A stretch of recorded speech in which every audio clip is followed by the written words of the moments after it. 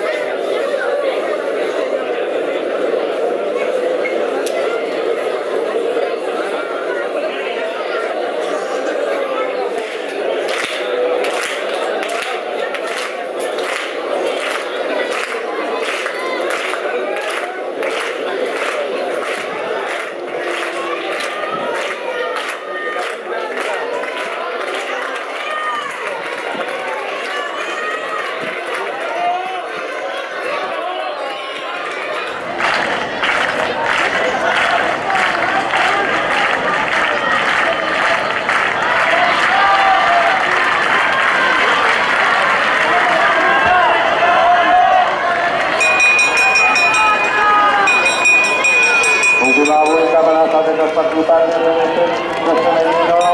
Ingresado por Regina Igual, Cerro de Madrid, y la Leticia Fernández de Galicia.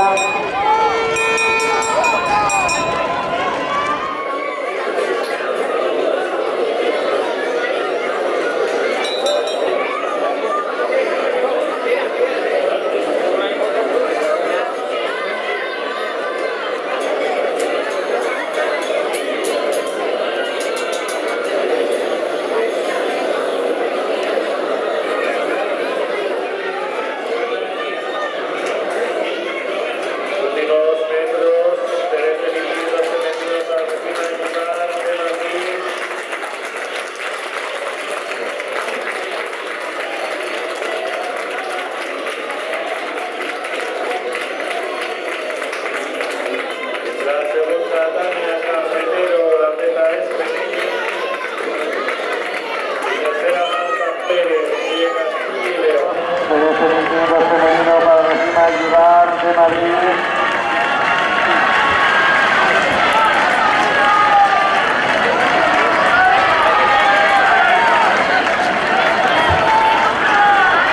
En la segunda, Tania Carretero, la meta es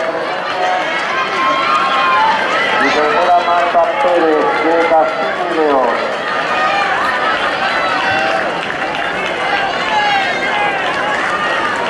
Se va a proceder al sorteo de los relevos, de las competiciones de las series de los relevos. Por favor, si hay algún cambio, pasen por secretaría a realizarlo.